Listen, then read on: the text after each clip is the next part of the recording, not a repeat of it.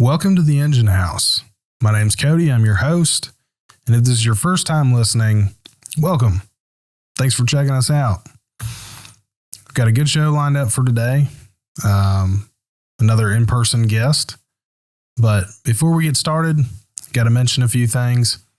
The first is the sponsor of the episode is Engine House Designs. That's my company. We specialize in custom fire service apparel, whether it's hats, hoodies, jackets, decals, patches, flags. We can hook you up with whatever you need to ignite that pride, as we say. I also wanted to mention that if you'd like to be a guest on the show, or maybe you'd like to see a certain guest, maybe you have some ideas for the show, feel free to email me at enginehousepodcast@gmail.com.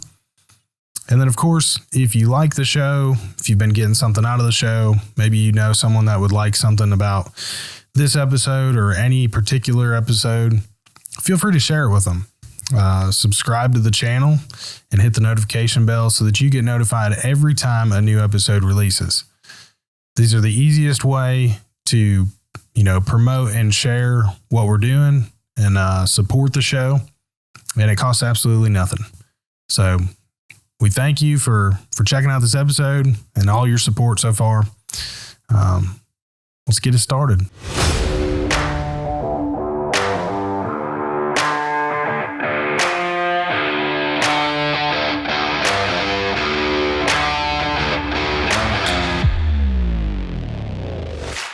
Today's guest is from Michigan, drove all the way down here to do an in-person interview, which is awesome to me. And he's a firefighter and now an author of a newly released book. So I'm excited. Let's get right into it. We'll start with our size up. So if you could real quick, just give us your name, job title, and years of service. Absolutely, Cody. I'm Mark Andrew and just retired with 28 years on with the Dearborn Fire Department. We're on Detroit's west border in Michigan. We are, I think, the third or fourth largest city in Michigan. So it is a suburb, but it is rather large. And so we got a big city feel to what we do. Did 28 years there, a number of years in the private ambulances. Before that, I was in another suburb of Michigan, part-time only, waiting for that full-time opportunity to come. Sure. Back in the 90s. And I was able to promote up through the ranks, and I stayed at captain. That was what I liked. And so I was a company officer the last probably half of my career. Okay. Awesome. 28 years is a long time. It was, it goes by fast, but man, it was such a rewarding career. Yeah.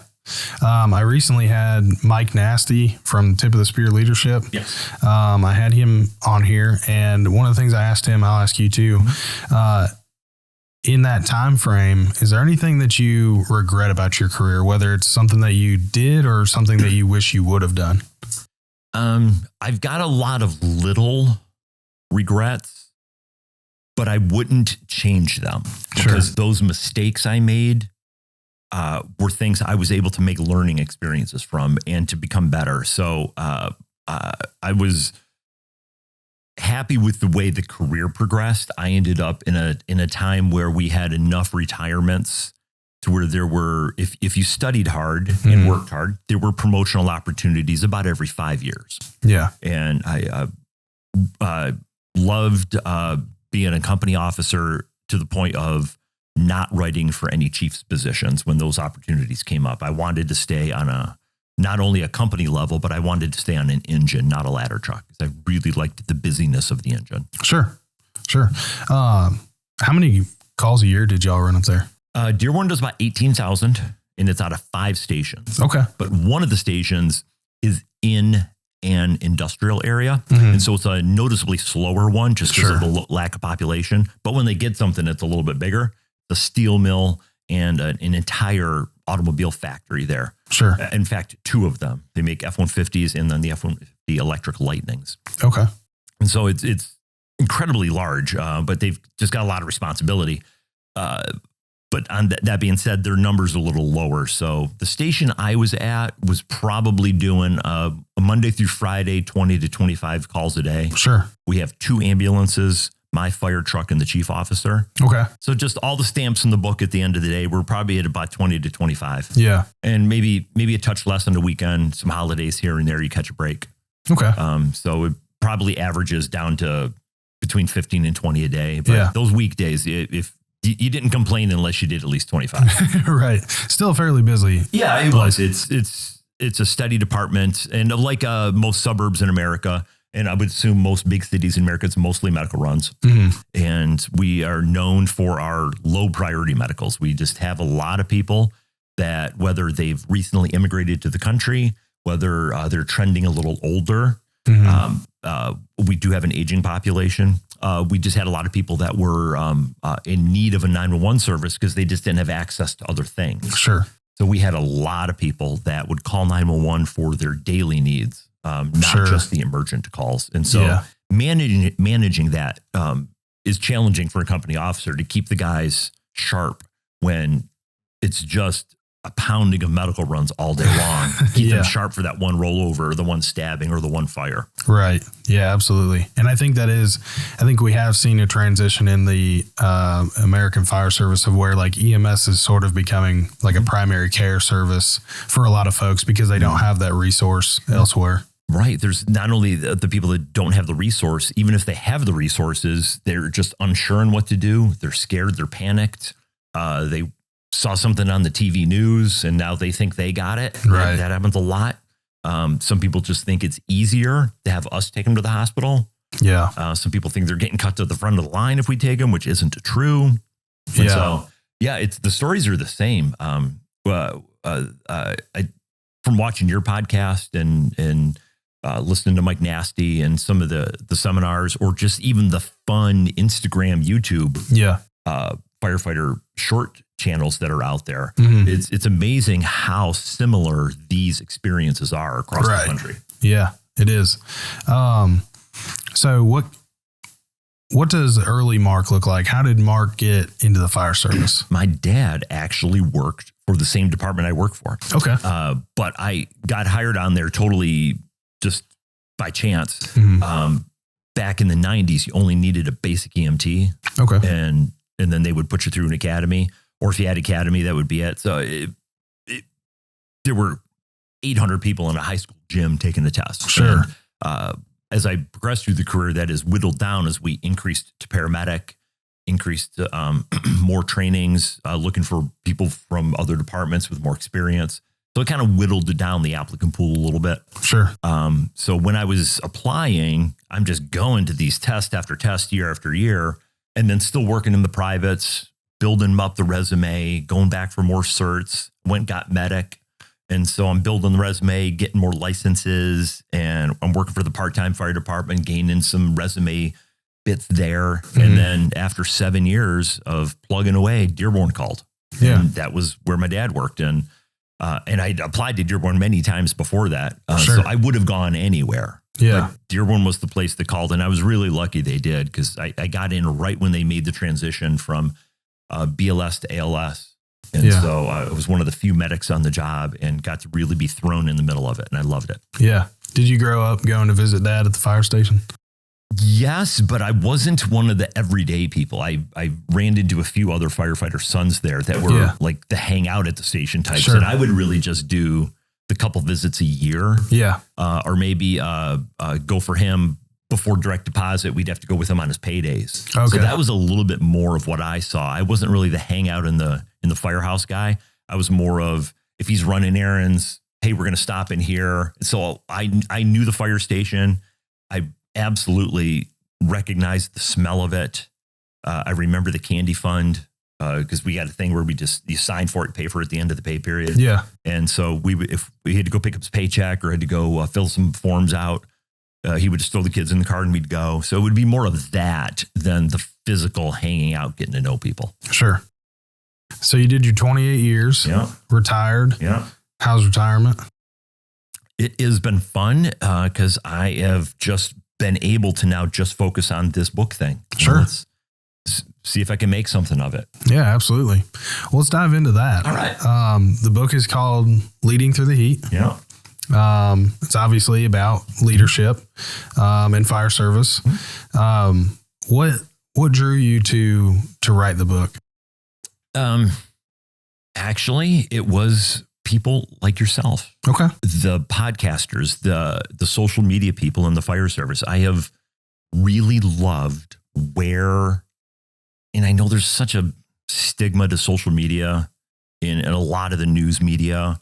And I understand that, maybe some better choices need to be made with America's youth and their access to it.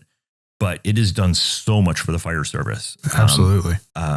It's not only the conversations that everybody has now. It's when you post a video, there's a comment section, and we can now talk strategy, tactics.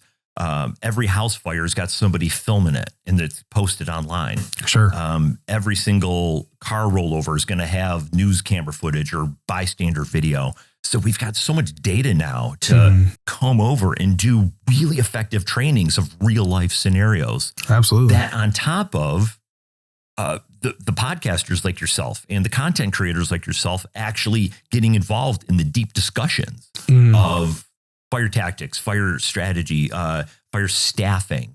And it's really vibrant, and not all the time does everybody agree, but they're incredible discussions. And so seeing all of that happen, I went and got one of those fire helmet mini cams. Yeah. And man, I regret not doing that sooner because right before I got it, we had a streak of fires, and we don't get a ton in Dearborn. We're not Detroit, but in one a month. And so I ended up being on a busy engine that is cross-trained as a squad company. So it's got tech tools on it, plus the normal engine stuff. And so I, in our city, could go to every single fire and every single rollover. And it was just a great spot. And so I get this helmet mini cam, and then I just get a whole bunch of footage and be in the squad. Sometimes I'm on the roof venting. Sometimes I'm just forcing doors. Sometimes I'm doing the primary search while the first dude's doing whatever. And a couple times I was the first due. And then people just start emailing me and saying, "Hey, I saw your footage. Can I repost it?" Sure, go right ahead. And then one dude calls, and one of them was Mike Nasty, which we have not been able to schedule yet. And then another was, there's been so many podcasts. And they said, "Hey, just come on the podcast. We'd love to talk about your content." Yeah, absolutely. And so to talk about strategy, tactics, leadership, whatever the topics might be, I noticed I had a little legal pad with all these talking points on it. Yeah. I looked at it and said, I wonder if I can make a magazine article out of that. So I wrote it into a little essay. And I said, "Wow, I like this other one. Maybe I should submit that to a magazine." I said, "What the hell am I doing? Yeah. Just knuckle down. You've always had this book idea in your head. You always said one of these days." And so I just said, I'm going to take all these ideas and see if I could turn them into chapters. Sure. And legit, before I knew it, I had 3 chapters. That's awesome. And so I said, all right, now I guess I'm doing this. Yeah. Yeah.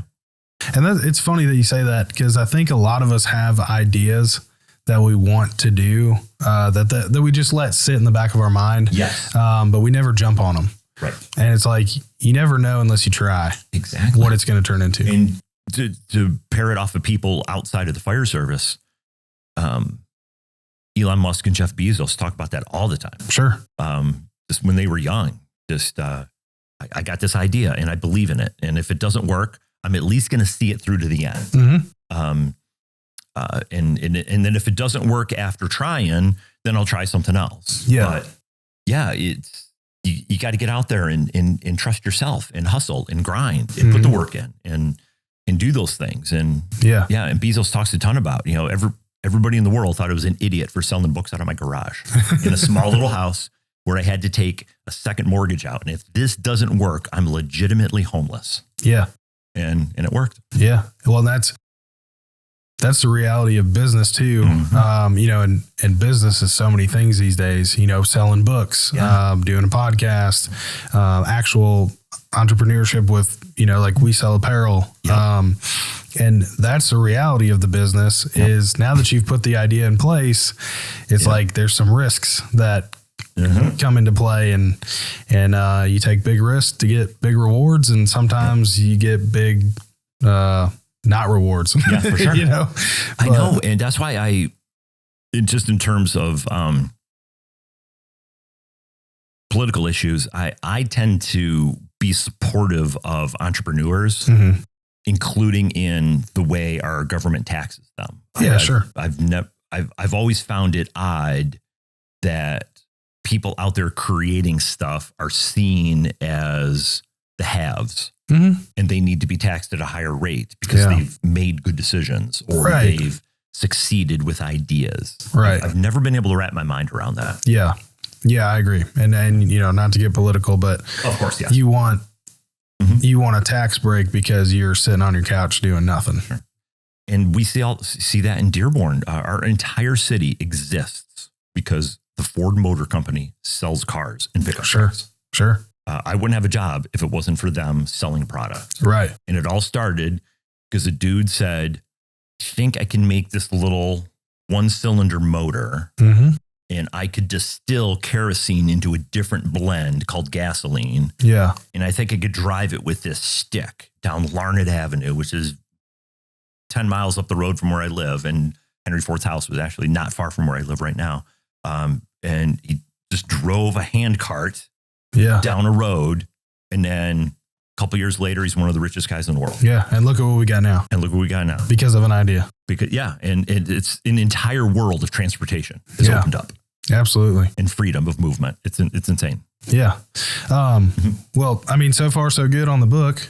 I mean, I'm not making millions, but you know, I'm reaching some people and I've sold a few, and more than anything, I'm just getting to meet people like yourself and get into these discussions. And I'm learning so much about the fire service and being a first responder from these conversations as I think I'm teaching anybody else. Sure.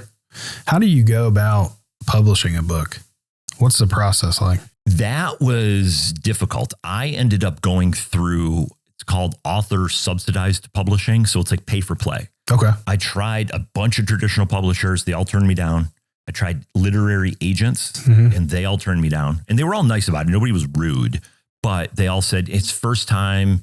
We're not sure that this translates into the business community like you think it does. Sure. Even though that's my hope.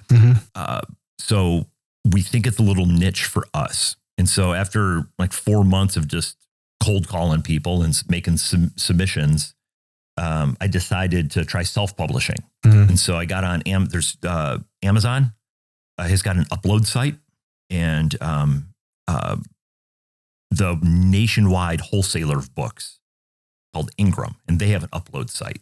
And so if you just pay their fees, you could take your Word document and have it formatted into book format, but you gotta know what you want it to look like. I got to know my font, my margin setting, my spacing, and they had 100 choices for every one of those questions. Wow. And it was very daunting. And then I had to have the thing copyrighted because it's going to have a ton of punctuation errors, even though I swear went over it 100 times. Still, I had it copyrighted, and this guy so cleaned it up, and it flowed so much better after having a professional look at it. So once I got the manuscript, I just had a hard time getting it uploaded as a self-publisher. Sure. So I decided to just call publishers that you pay them. And so I paid a publisher to do my upload for me. And then he takes almost nothing off the back end. So I get most of the sales, but he just take a little bit. So the problem with doing that though, is they're not going to help you once it's out. Sure. It's almost, they've done their work. They got your money. The marketing's all on you. Marketing is 100% on you. Yeah. So they don't even have a marketing team. Yeah. But they certainly made a nice looking book. Yeah, absolutely. Yeah, it looks very good. It is challenging though, in that author subsidized format, because now you're their customer. Whereas in a traditional publisher, they are paying for all of it. So they absolutely want to do the marketing. Right. And they want to be responsive to you because they need to get their investment back. Right. Absolutely. So if I do this again, I would absolutely hold out for a traditional publisher. Sure. Is that something you could transition to later? Like, you know, if you were to go back to a traditional publisher and say, hey, look, here's my book again. Yeah. I've already sold X amount of copies. It's doing well. Yeah. I'd like to give this another try with you. I wonder, and if they would call it a second edition, because this actually has a Library of Congress number that the publisher set up for me. He set up 4 of them because you got to have a different ISBN number for every format you got. Really? And so that's what they were very good at. They knew exactly what to do. But I wonder if maybe I would have to do it as like an updated edition or just expand on the topic and come up with a different title. Yeah. Yeah, that would be interesting. Yeah, I've started to play around with where can I take this topic and go forward with it. Yeah, absolutely. So, and what's that vision look like?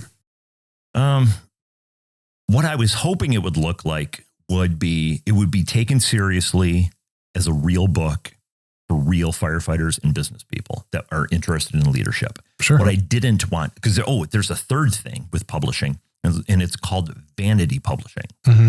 And that is where you pay a publisher 100% of the cost and they publish your book and then that's it. And then you just say, I got a book. And so people who go to vanity publishing are really wonderful people, but they're not people that have a goal to sell them on the open market. They just wanted to say, I wrote a book. Sure. And so the common one is, I'm going to write my family's history. Okay. And then I'm going to sell it to all my family across the country and a bunch of neighbors. And I might sell 40 of them. Sure. A picture book of whatever you got and of whatever family heirlooms or you're a collector of. And then you publish this book and then you sell it to family and friends. And then you could say, hey, I'm a published author. Yeah. That's vanity publishing. And I wanted to make sure I wasn't seen as that. I wanted to be in the actual leadership discussion nationwide. And that's what's helped out with podcasts and radio. Is I've actually done way more business podcasts than I have fire podcasts. Sure. Yeah, because there's a couple of websites that'll just pair you with people for podcasting. And the business people pair with me all the time. They're very interested in what we do in the fire station to lead people and manage people. Huh. I wonder why. I think it's because they see it as all high stakes. Sure. And so if I am running this law firm and this accounting firm, or we're a bunch of engineers, and I got a team of 10 people and we get a deadline, your version of high stakes might resonate to me because now we've got this deadline and the pressure's amped up. And how do you deal with that pressure? Yeah. And what I've talked to a lot of business people about is it's not all high stakes. The challenge of being a company officer is managing the people during the downtime. How do I keep their training level high in between medical runs all day long? How do I keep their enthusiasm for the job up when maybe they're getting a little physically tired and mentally burned out? Sure. How do I rotate the job so everybody's being treated fairly?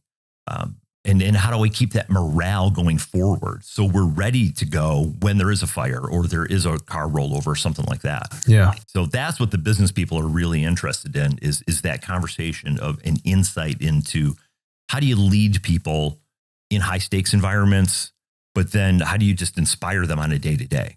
Yeah. Do you think good leadership skills are something that people are mostly born with, or do you think it can be learned?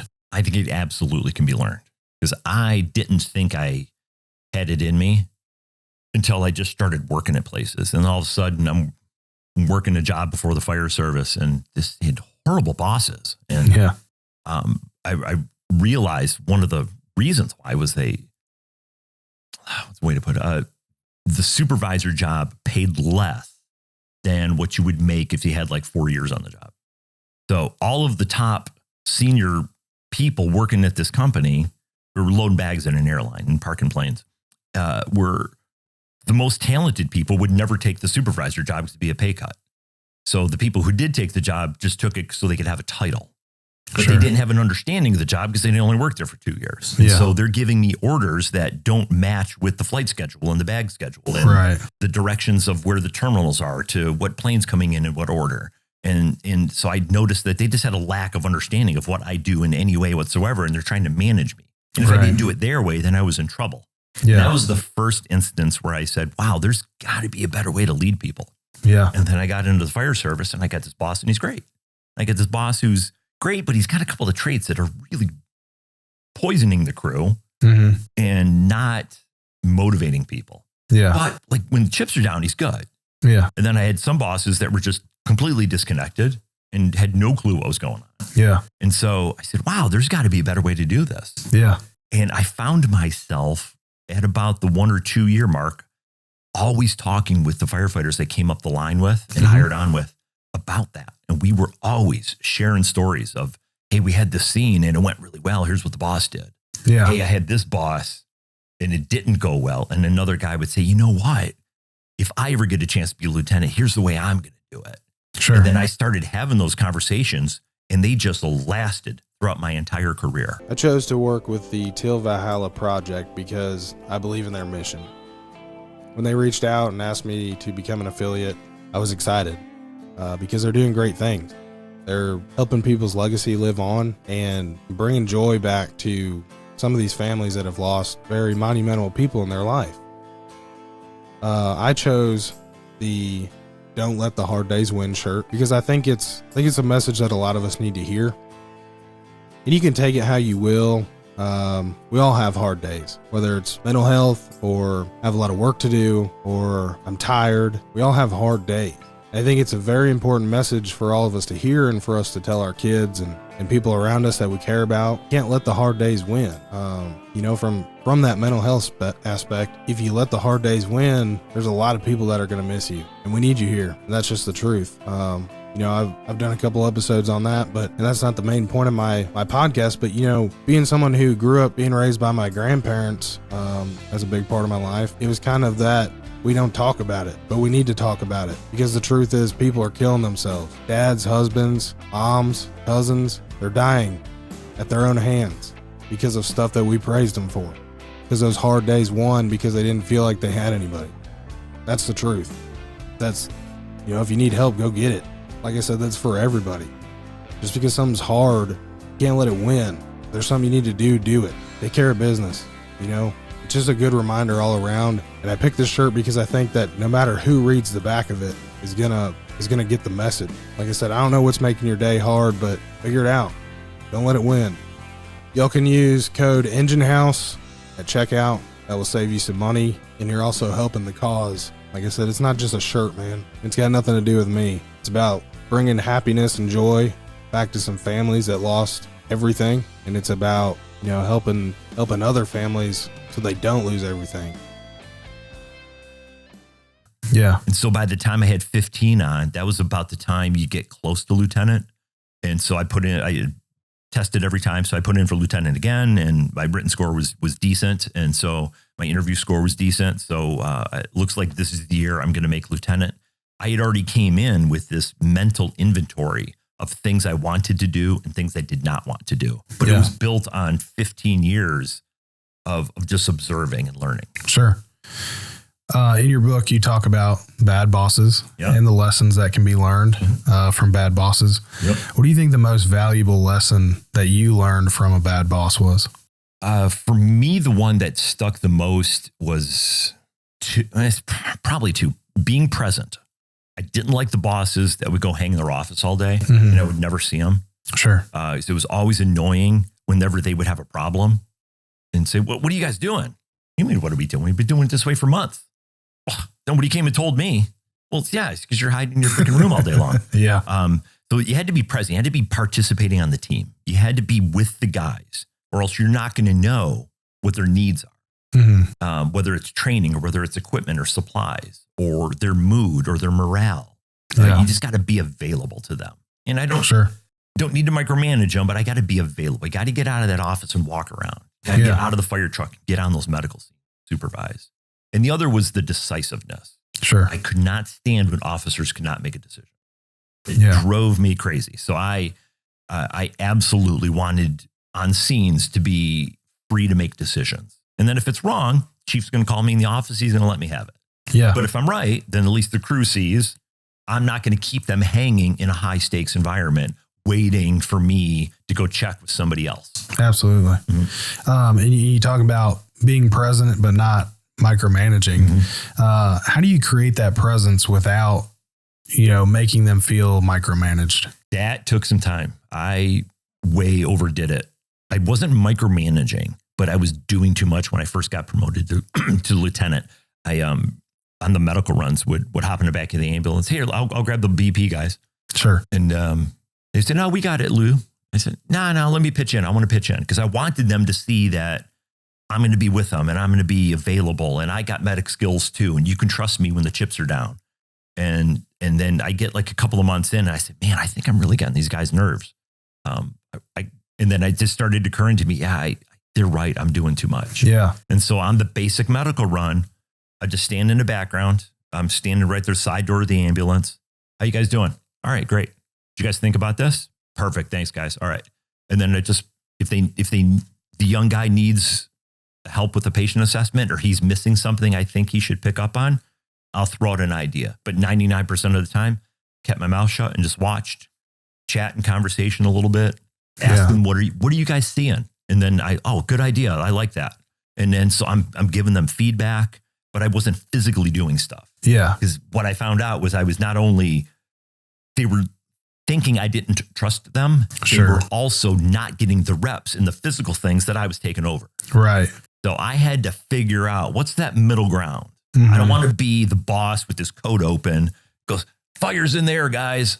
And then stand out there and not do anything. Right. That I was never going to be that guy, but I also didn't want to, I had to find out where's the middle ground between being available and being a hard worker, but still giving them space. Right. That took practice. Allowing the decision-making. And that's probably a pretty common difficulty in any new leadership role. I've gotten that impression. It's an adjustment for anybody who steps into that front seat. Sure. And I think sometimes it does come from good intention like yourself, where it's like, I want them to know I'm a hard worker. I'm part of the team. I'm willing to do anything. But because you're new to the crew, it can be perceived wrong. Sure. And that's something I've learned. I've got a few years as a medic under my belt. So now I'm training medics as they get their license.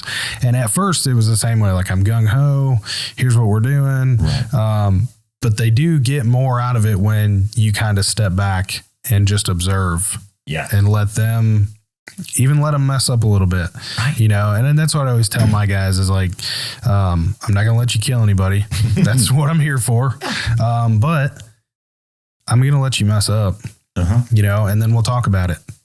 Nobody's going to get hurt. Absolutely. But if you don't fulfill the protocol to the fullest, we'll talk about it later, or whatever. And we do the same thing with the guys when they come in on the fire side is like, hey, we expect you to make decisions, and that's how my former lieutenant, who was the chief yesterday that you got to meet when you were riding along with the guys at Station 14, that's how he was. He was big on just make a decision. And if it's wrong, we'll talk about it later. Absolutely. But just make a decision. Yeah. And I've seen this, so many people in business on these podcasts I talk to say how they loved how in the fire service, we are so willing to make a decision.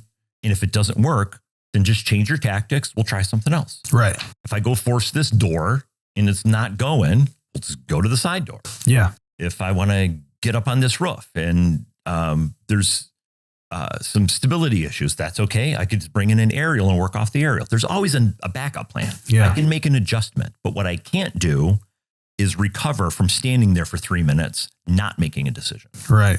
So yeah, you're 100% right on that. How do you think, because I think a big part of this is trust. How do you think you can test the trust before it's ever tested on the fireground? For me, it was being present on the day-to-day. So we lead a roll call. We're going to do a training. I'm going to participate in the training. And then if it's an individual training topic, I would feel free to delegate one of the senior firefighters to it.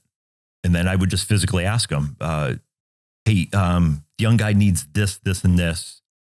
Do you need my help with this project? Yeah. No cap, we got it. Perfect. But then not just ignoring it and leaving it. I'll still revisit it later in the day. Oh, hey guys, how'd that project end up? Oh, we worked with this, this, and this with the new guy. We're going to follow up on these other side topics tomorrow. He needs a little bit more help. Perfect. So now they know I trust them. I didn't micromanage any of it. The young guy sees the senior guys as somebody that he could trust because they've been delegated with authority.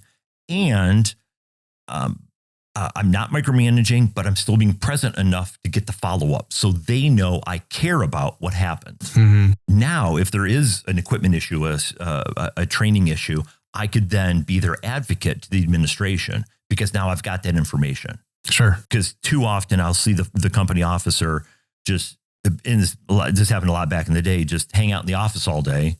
And then something goes wrong and he goes, "Oh, talk to those guys."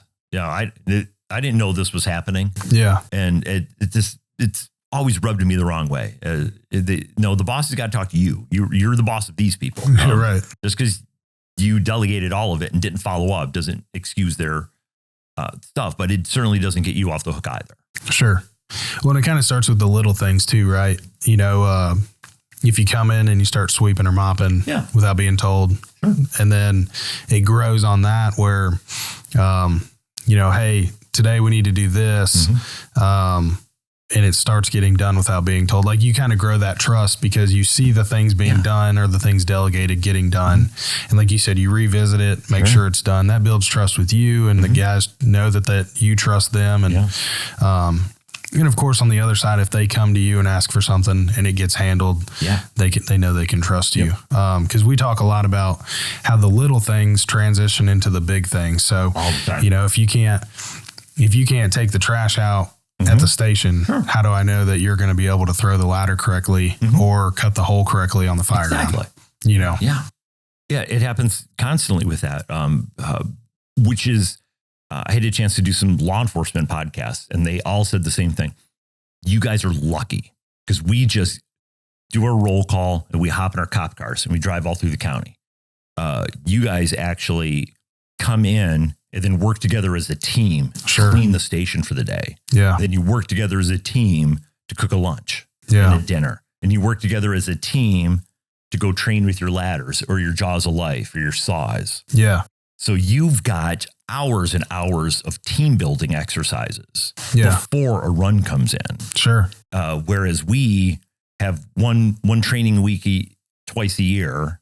And the rest is just, we're all driving in cars by ourselves and I never see anybody. Yeah. And so, we are lucky in the fire service. We can take those daily tasks as team building. Sure. How do you think in Memphis, we see it. And Memphis is the first big city I've ever worked for. So I'm sure it's like this all over the place, but some firehouses that don't eat together. They don't hang out, after the morning duties are done, they go and find a room or a corner and they watch TV. I have seen it. How does that create a challenge for leadership?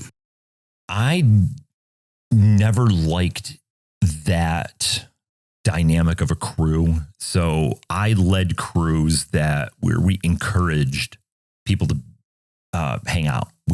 Whether it's a crew workout or we're going to have our meals or we're going to train. I would want people to train together. I have seen that in our department too, because we have one station that's just lower staffed because it's got a lower call volume. And then, all you needed was one guy to say, "Hey, I'm on a special diet. And so I'm just take me off the meals." Yeah. And then all of a sudden he's just in the dorm all day eating out of a cooler. Yeah. And then the next guy goes, "Oh yeah, the special diet looks good. I'm going to try that too." Yeah. And then now you just got got the other guy saying, "Well, if they're not going to cook, I'm not going to." Yes. And it just all falls apart. And, so you're right. And boy, wouldn't you know it? How many times is that going to be the crew that's in the chief's office for a protocol violation or, an equipment failure or whatever, or not.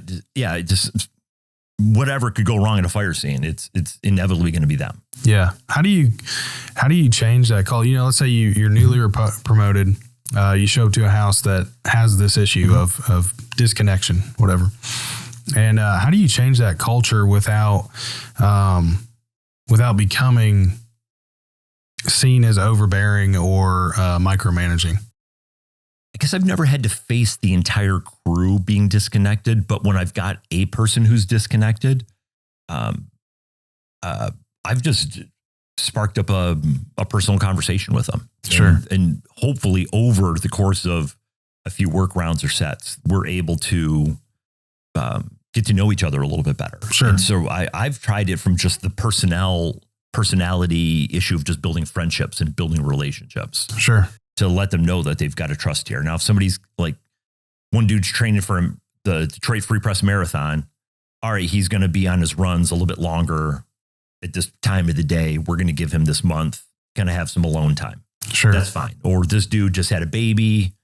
We're going to give him some nap time in the afternoon because he's coming in on 1 hour sleep. So I found when you've got that disconnect, reaching out to people and just talking to them, you could find what those distractions are.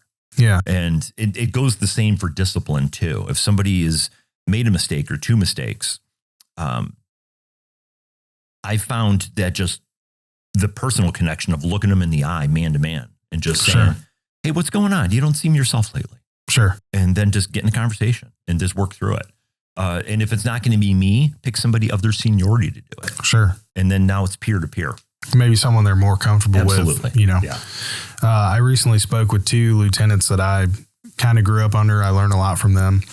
And one of their big rituals, I guess you could say, is they will clean the apparatus bay floor together as a whole station. Got it. And this is obviously, it's a chore that they do, but it's a time where they talk about the 4-day, family, what's going on in life, and they get a feel for where everybody's at, and see if there's anything they need to check up on, and stuff like that. But I could see where, as a newly promoted lieutenant coming into a house that maybe has some disconnection issues, and you try to start this up because you think it would be a great thing to get to know the guys, where to them, it's just another chore that you've added to their plate, and maybe it's taken, the wrong way. That's right. I guess it's got to be an organic thing. Yeah. You got to have them believe in the importance of it. For us, it was the rig washing. That was always the team thing we did. Sure. And so it would always be the same thing. I would jump in and start washing, and they would say, "Oh, you got a phone call, Cap," and they would take my brush. Yeah. And then I'd have to go get another brush. I'm just going to go to the rack and get another brush. I like doing this because I had bosses that just hung in the office all day, and we would just do whatever by ourselves. Yeah. And I had bosses, hey, it's 4:00, we're washing the rigs. And then, the boss is out there and we're all chit chatting, and, it ends up just being a team building exercise because we've got 3 rigs to wash. We're all just going to wash these rigs, and it's just working together. And so now I'm knowing people's behavior patterns. And so now I can make assignments in a high stakes environment, knowing people's personalities, their likes, their dislikes, their skills, the things they're better at than others. And so, I think it absolutely makes a difference when the chips are down too. Yeah, absolutely. What would you say makes a competent leader? I've always thought it was being good at the job, the actual nuts and bolts of just being good at it. So for us, it was good medic skills. I know how to work the jaws of life. I know how to work the saws. I know how to work all the tools. I know how to raise those ladders. I know where the equipment's at on the engine. And when I go to a fire, I know how to breathe on air. I got my equipment squared away. I'm not having my O-ring blow out every single fire. I'm in there with the crew, doing those searches, putting fires out, venting windows, venting roofs. And so for me, the trust of your competence level as an officer is built years before you're promoted. Sure. They're going to know who you are. But I was in a suburb. I wasn't in a big city. So I've talked to some Detroit guys, and with them, it's about a 20-year to 25-year trek to make lieutenant. Okay. They used to be straight seniority. They are now, I believe it's qualified seniority. So they have a test. But once you pass it, you're in seniority order. Okay. And so once you get that test, it's just, you just wait for your number to be called. And it's a good system because it guarantees your people are going to have a pedigree of experience. Absolutely. Yeah. The downside to it is the only qualification once you pass the test of getting promoted is you're still alive. Yeah. You just got to still be breathing. Yeah. And so it can be pushed a little too far in that direction as well. But in Detroit, when you make lieutenant, there's a built-in trust because you could be working with a crew that you've never met before because it's a major city and it's got 1,000 people. Yeah. And I think Detroit's up to like 1,100 now. So good for them. Yeah. it's just a ton of people. So when you get promoted to lieutenant, you might have never met these people before. Right. But they know, oh, he's got that bugle. That means he's got 25 years. He's probably been to, 50 fires, 100 fires a year. Right. For 25 years. He's seen a bunch. I trust him just based off the number. Sure. In my department, everybody knows everybody. We got 5 stations. It's 150 people. Everybody knows everybody. Mm-hmm. And I have seen it where somebody gets promoted and he was Mr. Wear the tank top. He's got his stupid slides on. He's sleeping all afternoon and then doesn't think he's ever going to be a lieutenant. And then all of a sudden he writes a good test that one year and he's a lieutenant. Yeah. And on the first day comes in, I want that uniform buttoned up. You shine those shoes. You drop and give me 20. No, you just can't do that. It's horrible leadership. Yeah. And so for me, that competence is built years before you get promoted. Sure. Absolutely. And why do you think competence comes before charisma?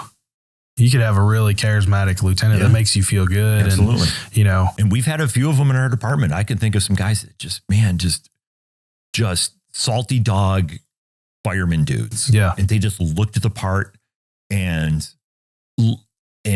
but they were also incredibly talented at the job. Sure. They knew the skills. They knew the medic skills. Just because they're on a fire truck now, they never forgot their medic skills. Mm-hmm. And they could manage those scenes. They knew the jaws. They knew car extrication. Yeah. They knew building construction and fire behavior. So when they said, hey, I need a crew to go over here. I think the smoke's going that way because this is the way the roof's constructed. You trusted that because he's got that built in. So I've always thought the skill mattered more than the charisma. Yeah. Personally, even though I've seen some people have them both. Yeah. And that's really interesting.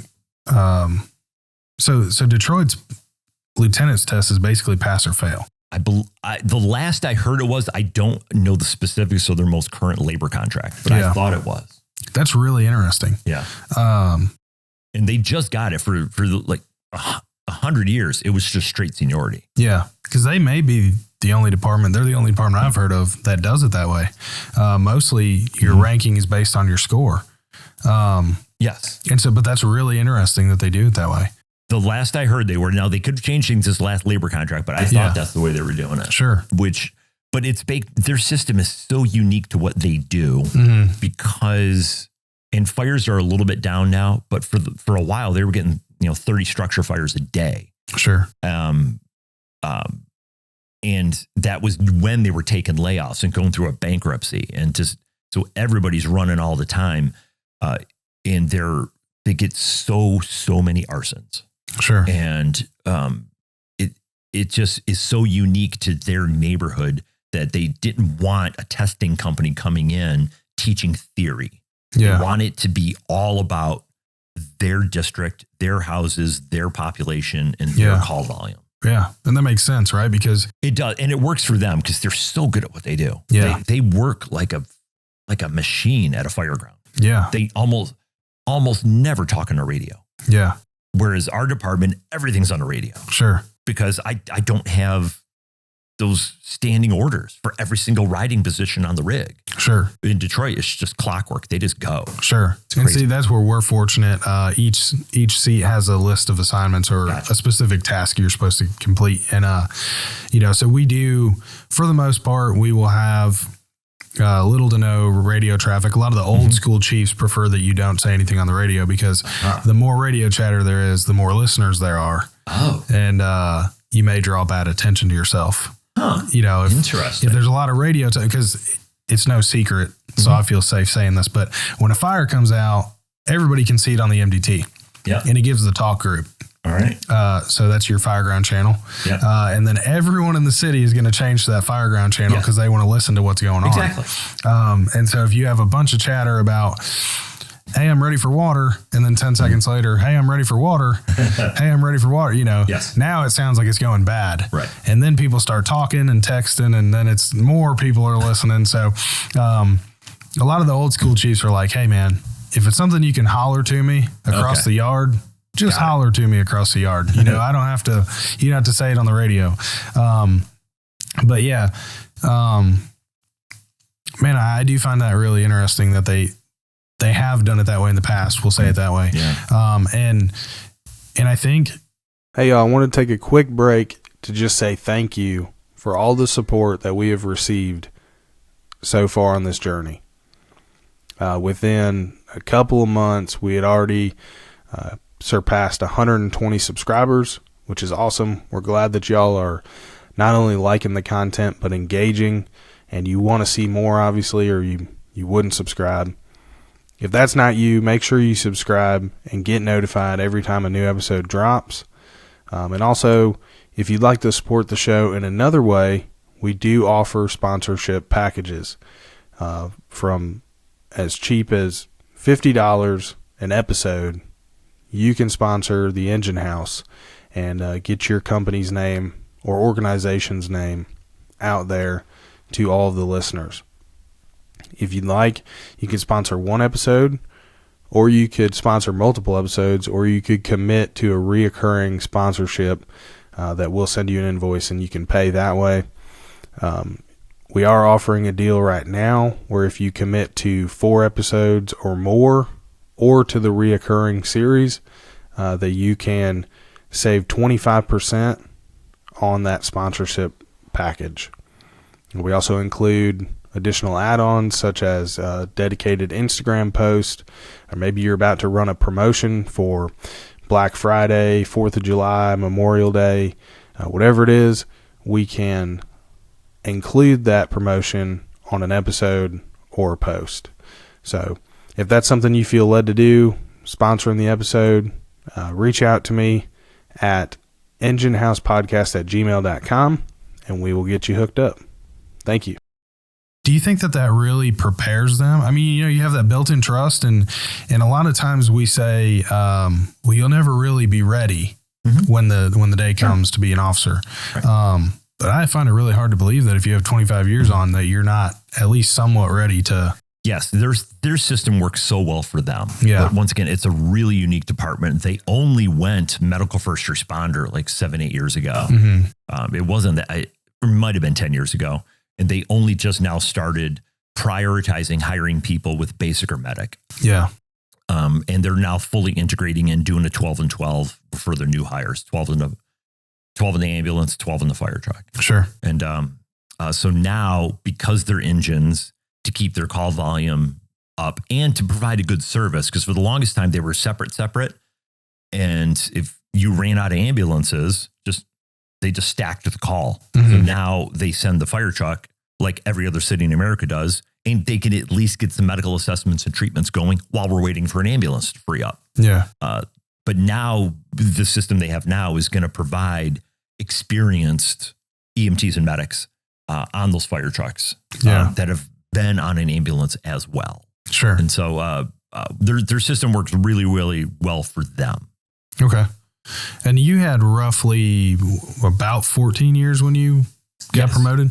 Yes. And how did you feel like on promotion day? Did you feel ready?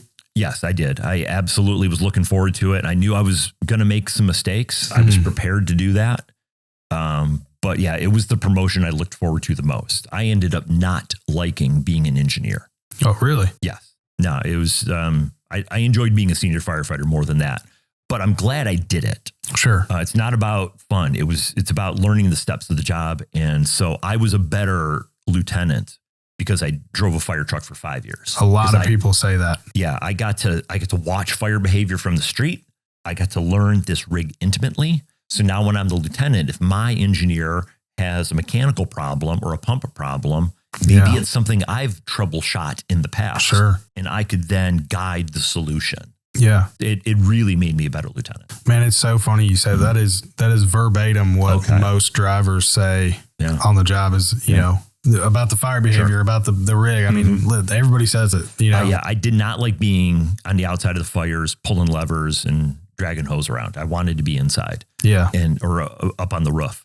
But it didn't matter what I wanted. It was what was going to make me a better firefighter, and learning the job of fire hydraulics and engineering was important. Yeah. You think, I mean, I know every department's different. demographics throughout the entire country as far as location and workforce are different. But you think in a perfect world, you think drivers should be a requirement before you get promoted to lieutenant based on that knowledge? In a perfect world, yes. In our department, we've had that discussion in the last 2 years because we have promoted some younger senior firefighters straight to lieutenant. And we are tremendously lucky because they are all really sharp, smart, hardworking young men and are in the job for the right reason, wanted to be an officer for the right reason. And they were there because of a lot of engineers wanting to just stay at engineer. And we were getting way more engineers wanting to stay than promote up in the past. And so you got to just wonder how much of that is administrative red tape they don't want to deal with, how much of it is just culture, how much it is the call volume. Maybe they were at a busy house their entire career and they're just mentally reaching a burnout stage and just want to stay an engineer to just ride out the rest of their time. But we have just got so many engineers that didn't want those opportunities. Sure. We were so lucky that the senior firefighters that moved up and passed them up were ready. And it was never perfect, and they are going through growing pains and they're learning on the job as well. But with our department, we couldn't make it a mandatory because there just wouldn't have been enough bodies. Sure. There were just too many things. And I don't know what the answer was, why so many engineers were turning down going the officer path, because I found it so rewarding. But yeah, it's a city, it's political, there's red tape, there's bureaucracy. Sure. There's paperwork, there's meetings. And some people just got a little tired of the bureaucracy. Sure. Just chose to just stay as an engineer. But that's an important job too, because we need talented people to drive those trucks and get them there safely. Absolutely. And know how to get us water. So it's just as important of a job. Yeah. So we talk about, like administration and the people up top. Yes. And there's obviously like some disconnection between the chief of the department and the brand new rookie who's first day. Yes. Right. And a lot of times we'll see, that there'll be a new memo comes out, or there'll be some new policy that comes out and says, we're going to do this way. And this is how we would like things to be done from now on. And we know as the working boots on the ground that maybe this isn't exactly how it plays out, because we see it every day. And I know that there's a different perspective from the top. And there's a lot of pressure coming to them from maybe the mayor or other entities, right? So there's things that they want handled a certain way. And then now they've got people coming from the bottom saying this isn't going to work. And it's like, well, you need to make it work. So as a company officer, and I'm not calling anybody out specifically, I'm just saying these are some of the things that I've noticed throughout my time, not just in Memphis, but also at my previous employer, but and probably relatable in business too. Yeah, I would think so. CEOs or managers, foremans, they have this tug and pull of all the time. This guy's telling me that we need to do it this way, but my guys that are doing the work are saying it's not going to work. Sure. So as a leader or as a company officer, or manager, foreman, however, how do you manage that? I try to keep that noise away from the crew as much as possible.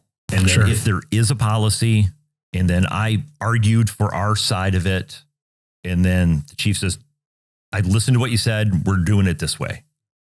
And then my battalion chief gives me the order. Yeah, we tried, we fought. It's not going to work. We got to do this. Sure. All right. Then I take it to the members and say, crew, we got a new policy. These are our expectations. So I expect you to carry it out. Sure. And then I tell them that without spoiling it or poisoning the well. Yeah. What I don't want to do is say, I believe what this jerk's making us do. This is horrible. I know it sucks. It's not me. I'm not making you do it. It's that guy over there. Right. Because then they're just going to start doubting all the policies. Sure. So I keep that noise away from them, and I'll be their advocate, and I'll go argue with the chiefs, and I'll say, this is wrong. And I'm going to pound my shoe on the table. And and then if I lose, then, oh, well, he's the boss for the reason. I stayed as a captain as a choice. I chose not to be an administrative officer. So I gave up the right, constantly complain and moan about it. Sure. I got to carry out the order. So Right. I always kept the noise away from them. And when it was time, I just gave the crew the new directive and said, here's our expectations. Right. This is what we're supposed to do. Yep. And I You're think a grown too, man, he says, wear the button-up shirt with the collar brass. We're wearing the button-up shirt with the collar brass. Yeah. They pay you a lot of freaking money. Yeah. Well, and I think too, being an advocate for your guys and maybe going to the administrative or your chief or whatever and saying, hey, I know the policy says wear our button-up shirts, but it's 110 index today, you know, and then they may come back and say, you know what, you're right. We're going to change it to where if the temperature's above this, you don't have to wear the collared shirt, you know, because they might miss things too. Right. We're all human. But yeah, I've always kind of wondered, you know, how would certain people handle those situations? And, you know, because we're all firemen and firemen don't like change, but we also want to bitch about the things the way they are. Yeah. That is so in the culture. People in business don't understand what it's like to be in a fire station. And it all comes around to between the calls, you're hanging out in that lounge, in the workout room, watching sports on TV, doing a training exercise, or you're at the kitchen table. Yeah. And it is such a culture thing in the fire service that, you have now space to talk about these issues. Whereas in an office, you know, maybe at the water cooler, they could vent for a minute and a half. When the bosses come, we got to go back to our desks. Yeah. I might have 3 hours of just guys doing nothing but complaining. So, it builds in our culture, and we got to fight against that. Yeah. Did you, as a company officer, try to facilitate outside of work activities with your guys? I encouraged them, but I was never the facilitator of them. Maybe the occasional charity thing I would help organize or work on the charity volunteer group. We had a couple of guys on our unit that were the golf organizer guys. Sure. And then so they would just put out a group text. Hey, I'm coming off this morning. I'm thinking about making a tea time. Who wants in? Sure. And then we would have 12 people say, count me in. And then so I enjoyed doing that. Yeah. I'm glad we are paramilitary and not military because I do like the fact that we can still be friends. We can be on a first name basis off the job. Yeah. It's not, I'm a second lieutenant in the Marine Corps. And so I'm not allowed to talk to these guys, and they're going to call me lieutenant till the day I die. Yeah. It's just a different dynamic where we're at. Sure. So I've enjoyed those off the job opportunities to get to know people. Sure. And we're a very family oriented, I guess. Along with the paramilitary, we're also a family. In fact, I hate to interrupt you. I'm so sorry. We actually take that a step farther. So when we, at the fire station, when you eat a dinner and then you kind of let the food set a bit. And then after a certain amount of time, you kind of get up and then go wash the dishes and sweep the floor and stuff. So that lull in between eating and cleaning, our department, we call it family time. Yeah. So we just gave it that name specific to what you're saying. Yeah. And do you think that tying into the leadership, you think it's a good characteristic of a leader to help form that family culture within the station? Yes, I do. Very much. I liked being there I wouldn't sit at the kitchen table all day long. I gave the crew their space. I didn't want to be overbearing and not give them opportunities to vent outside of me. I rarely went in the TV lounge, if ever, because I wanted them to have a space if they just want to watch some sports or put on a movie or something, that they could do it absent of their boss looking at them, because they deserve that break.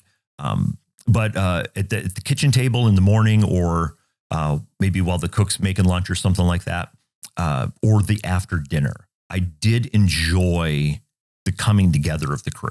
Sure. In those times. And I wanted to be a part of that. Because one, I'm, it's a team building thing like we talked about before, but it's also my ability to sense their moods and where they're at. Sure. And so I could see this guy keeps getting up and answering phone calls all day long. And then we're on this call later in the day, and then he yelled at the family member on this medical run, I think something's up, because now I can see a pattern. Sure. And I wouldn't have noticed that pattern had I not been there. Yeah. Yeah. You get to learn your guys, similar to washing the floor like those two lieutenants do. You know, it's you can tell when someone's off. And especially as firemen, we become very good at recognizing patterns and picking up on, you know, body language and stuff like that, because we do so much interaction with people. Why do you think that breeding that family atmosphere or creating that bond is so important? Like, how does it translate into the work that we do? For me, it helps the people at the junior levels know that everybody else has been there before. Sure. Because at our department, we don't do a 12 and 12. You're on the ambulance for the day until it's your day to be on the engine. Okay. And so the junior guy, for my station, since I only had one fire apparatus, the person who's the pipeman on the back of the engine, and in the suburb of Michigan, we had a 3-person ride, and we were lucky to have that. A lot of suburbs are just 2 persons. Yeah. 2 in the ambulance, 2 in the fire truck, and that was it. Yeah. We had that 3rd person on the fire truck and on the engine and the ladder truck. And so that was a valuable spot. So that's where our cook would be. And so we would throw a cook on that, and then that's their day off the ambulance as well. Yeah. And so for us, the junior people are going to do more rotations on the ambulance than they do on the fire truck for the first couple of years. And then the more senior you get, the more engine days you get until you're ready to make engineer. And then you're just on the engine the rest of your career. Sure. And so what helps with those family environments is the person who just statistically is doing more calls a day, statistically doing more reports. And not only that, being the rookie, we're generally going to want that person to maybe be busy around the station. And if I have a project, not to pile on the rookie, but I'm a lot of times going to assign a project to the rookie because they need him to learn this thing. Right. And so the rookie's just going to, or the 1-year person might be doing more physical work throughout the day. I need him to know that everybody else has been through that. We're all in the same boat. And then, so when he could hear us talk and tell stories, he could see there's a path. Sure. And there's not only a path, there's a culture here. And I want to be a part of this. And so we don't want to be that department where people come, work a couple of years, and then go on to something else. Sure. We absolutely want our people there 25 to 30 years. Sure. And so building that culture builds that camaraderie, which builds people staying there. Right.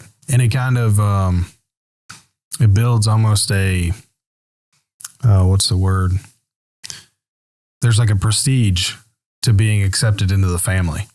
Yes, there is. You know, and that gives that gives the rookie or the new guy something to work towards. Absolutely. You know, even subconsciously, he's like, I want to be a part of the team. I want to be a part of the guys. So it gives him a little bit of a drive on like, I'm going to do whatever it takes. Yes. Does your department have a 1-year probation when you hire on? Yes. Yeah, so do we. And with us, I don't know what it's like in Tennessee, but in Michigan, we're allowed legally to classify the probationary employee as an at-will.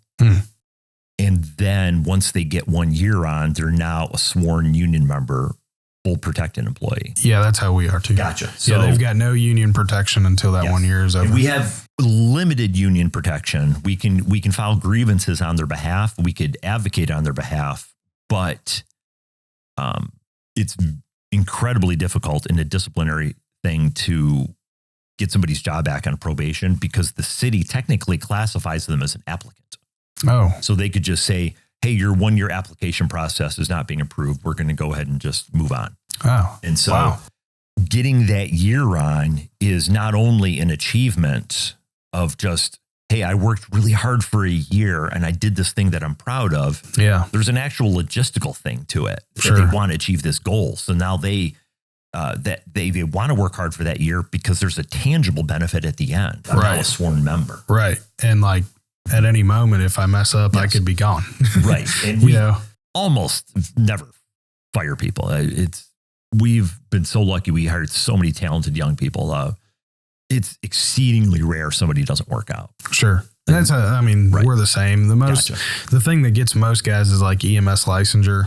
Yeah. Whether they don't take it seriously and the deadline comes before. Yeah. We have to have license in hand to pick up the job application. Oh, really? Yeah. Yeah. No, we will hire you and pay for all your schooling. I have heard that. That is insane. Yeah. Wow. But it's kind of an incentive to put. You have to become a paramedic. It's a requirement. Yep. But it's sort of an incentive to do it in house because all you have to pay for is your books. Okay. And give up your time. But the departments I've seen that do that will at least say you got to sign a 3-year contract after you get your license. So it prevents people from quitting. Yeah. And that, I think that's been something that's come through the rumor mill. Yeah. I know that they have I think they've signed contracts with guys that they've laterals that they've given moving bonuses I see. to. Yep. And they did do a retention bonus a few years back where they said you'll get X amount if you sign 1, 2, or 3 years. Gotcha.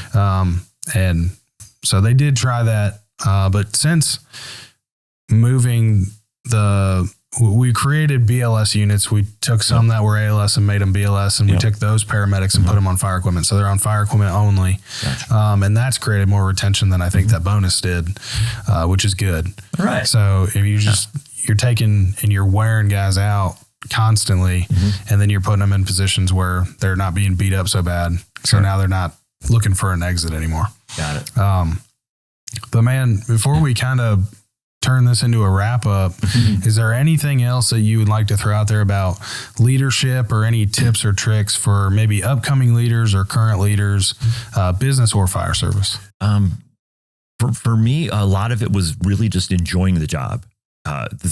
It was like they say, if you do a job you like, you'll never work a day in your life. That is so true. Mm-hmm. And so when you run across those times in your career where you're feeling a little tired or burned out, if you really, really love the job, those are just temporary things and they're going to pass. And just keep grinding away. It's a hard job. It's meant to be hard. It's meant to be hazardous. We're meant to take risks. Sure. But you got to embrace that. And it's not to go too deep into this because I don't know how much controversy you want me to create. But this is the kitchen table, buddy. Okay. You can say whatever you want. There's a vibrant discussion on podcasts and fire websites about the hazards of the job. Mm-hmm. And I want to have those discussions, and they need to take place. Sure. But I'm worried if we remove the hazards so much that you're going to see mayors across the country start removing firefighters. Yes. And so you could safety yourself right out of a career. Yeah, absolutely. And so by liking the job, it means also liking the nature of it being difficult. That's why we it's a good salary. I've never complained to the public about my salary one time. Right. And I've done a lot of our political action in Michigan. I will complain about our staffing. 10 years ago, before we got a whole bunch of grants, we complained about our equipment. I'll complain about that left and right, but I would never complain about the money they pay me. Yeah. But I'm treated fairly. Sure. I'm not going to be rich, but I'll be taken care of. And they do that because it's a hazard. Yeah. It's a hazard. Just like the picture on the book. That is legitimately me right there with the axe. Yeah. I wanted the book to be an actual picture. I told them I'm not going to pose with my gear. I want the people to see that sometimes you got to be up in the thick of it. Yeah. And you got to embrace that, and you got to like it. You got to want to do it. And they pay us to take risks. Absolutely. Yeah. And so for me, the risk taking in a calculated way is part of our culture. It's part of what we do. And, so some people will say, we can't take risks for a bunch of homeless people. Why not? They're still people, just like anybody else. Yeah. Well, I can't take risks for somebody's property. Mm-hmm. Well, I don't know how many times I went into a fire and we were able to get a quick knockdown or fight really good to keep it to one half of the house. Yeah. And I go to this bedroom You're good. You're good. Bring out a cigar box. Yeah. This lady's husband's medals from World War II. Yeah. It meant everything to her. Yeah. But if we didn't take that risk, she would have lost all of that. Yeah. And so many people just don't really get that. And it means a lot to the public that the culture of what we do is going to be a lot of risk taking. And even if it's just property, that photo album, like I said, the World War II medals from her dead husband. Yeah. It just means a lot to these people. And so just if you truly want to be a firefighter, it can't be just so I could tell girls at the bar that I'm a firefighter. Yeah. It's got to be because I want to help people in their worst day of their life. Right.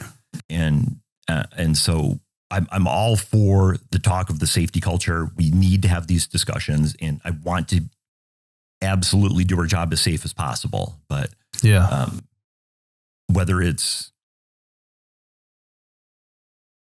you sure you want me to say this? I don't care what you say. All right. Real talk, buddy. Transitional attack, defensive attack, pushing all the way to clean cab. Mm-hmm. I'm worried that if you remove yourself from 100% of any risk, you're really removing yourself from the fire department culture. Yeah. Because that's what those people are paying us for. Right. They're not paying us to watch their house burn down. They're paying us to take calculated risks. Absolutely. That's what we get paid to do. And that's, Steve Orsini, he runs the Copper State Fireman podcast. I have not heard of that one. I will look it up. Yeah, look it up. Good podcast. Awesome dude. Old school, aggressive. Mm-hmm. And him and I talked about that when I had him on. And it's, when I've got 12 years on, and when I was coming up through fire school, I felt like there was this narrative being pushed of like self-preservation, which is kind of what you're talking about. Yeah. And it was very much like, that's when we started hearing a lot of risk a lot, save a lot, risk little to save little. And, which is fair. And I understand, risk benefit analysis is a very real thing, and it keeps people from getting unnecessarily hurt. But one of the things that we talked about was, whether we think that we're saving a lot or not doesn't really matter to the people who are standing in the front yard looking at their house. Exactly. Because we all love going to fires. Mm-hmm. It's a thrill. It's an adrenaline rush. It's the best thing in the world, right? But I think as you get more time and as you go to more fires, you start to understand that while this is a fun job, it's not just about going in and facing the fire and putting it out. Like, you are going in there, like you said, to help these people the best you can. Right. And to us, it's a photo album that got burned up. But those are pictures they'll never get back. Sure. And how many times do we hear a story of neighbors saying, "Oh yeah, I think she's at work." Right. Or they'll say, "Oh, that fire's unsurvivable." And then she was in the back bedroom where the smoke was layered, and she was in a tenable space. Yeah. And they found her and got her out. Mm-hmm. And so, yes, it's not a black and white issue. Right. It's very scene dependent, where you got to have experienced people making tough decisions in the moment. Right. Absolutely. And so, it is a controversial topic, but at the end of the day, this is what we get paid to do. Yes. And we get paid to take the risk and go. And even if you do, even if you have to hit it with a deck gun when you first arrive, you should be trying to get inside as soon as you can, Right. To just, even if you just go in real quick and make sure that there is nobody in there. Sure. And then you say, this is a lost cause. We're just going to let it be. It's an abandoned building, no gas meter. City in the Metro Detroit area, a little bit east, a little bit north, nice community, little higher income suburb, and some incredible firefighters that work there, but they are in a community that just wasn't valuing public safety. So they had 2 stations with 2 guys at each station or something like that. Or it was 1 station with 4 guys, and they needed a second station and wouldn't put it in, would just never build it. They were asking for a 3-person ride, and they only got the 2-person. And the city kept saying, well, it's just property. It's just property. And then mayor after mayor, this goes on for 30 years. Oh, it's a huge investment for however many times the house is really going to burn down. And then last summer, Colonial House in the garage, and then 2 guys show up.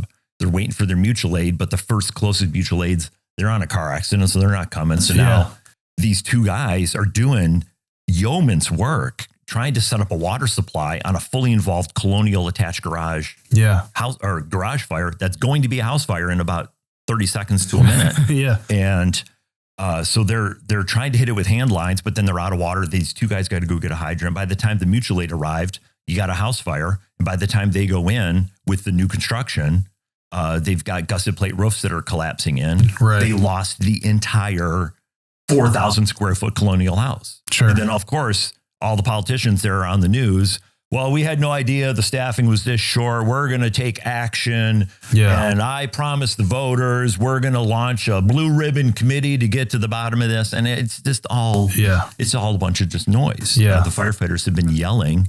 At least give us the third person on the engine. That could be something. But the action is never to hire more people. It's just to put another policy in place.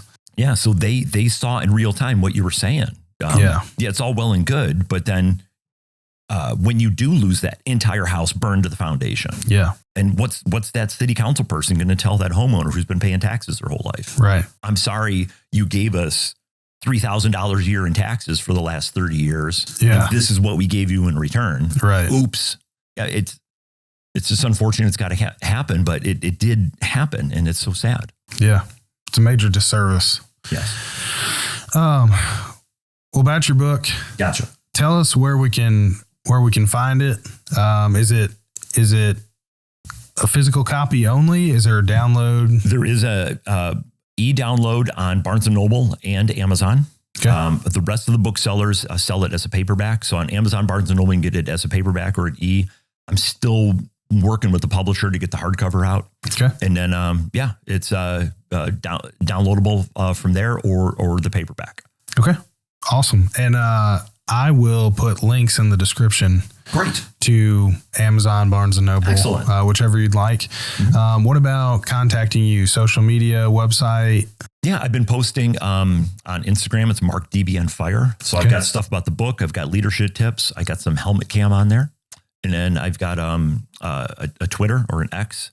I had launched a podcast, but it's been on the back burner with the book. It's called The Conversation. So it's The Conversat. And then that's my Twitter, and I just post leadership tips and tricks. And we'll see if any of them go viral, and we'll find out what happens. But like you said, it's a hustle and it's a grind, like I could see around your home office here. Absolutely. Well, Mark, thanks again for not only being willing to be on the podcast, but driving all the way down to the Memphis area from Michigan to do an in-person interview. I loved it because I got a chance to meet some incredible firefighters. In fact, I mentioned a gentleman from our city left our city to come to your city. And he told me in his academy when they were talking about station assignments, he goes, is there a chance I can get to a busy one? And they told him, no. You're going to go to a slow station. And he said, why is that? They said, because there's a waiting list to get to the busy places. It is hard to get in. He says, why is that? And the instructor told him, because people here like to work. And that says a lot for your culture. And I got to see that yesterday doing that ride along. What a great bunch of firefighters, real pros. It is. It's really hard to get into. I'm very fortunate. I was originally assigned to a slower station. And then I got the opportunity to bid on a spot in the battalion I'm in now. And then through, showing my efforts in just the right time, right place, I got to the station I'm at now. And it's hard to get in. But it does a lot for the culture. And the people that are in don't want to leave. So, hopefully he can get to where he wants to. Oh, he loves it here. But it says so much about what you've built as a department when people want to be working. They don't want to be at the slow place. They want to be doing good work and helping their citizens. Absolutely. Well, man, like I said, thanks again. I've really enjoyed it. As always, guys, thank you for checking out the episode. We appreciate all of the support and all the listeners. We're now over 100 subscribers, which is like the first big milestone for us. to hopefully a great and exciting future. Like I always mention, feel free to share this episode with someone or share the channel. If it's something that you're liking, if you like what we're doing here, hit the subscribe button and the notifications so you get notified every time a new episode drops. And of course, if you'd like to be a guest or you want to see a certain guest, or maybe you have some ideas for the show, email me at enginehousepodcast@gmail.com. Again, these are the easiest, cheapest ways to support the show. If you'd like to sponsor the show, feel free to email me at that email also, and we can talk about sponsorship packages. But other than that, I hope you all enjoy your week, and as always, stay safe and get out the problem.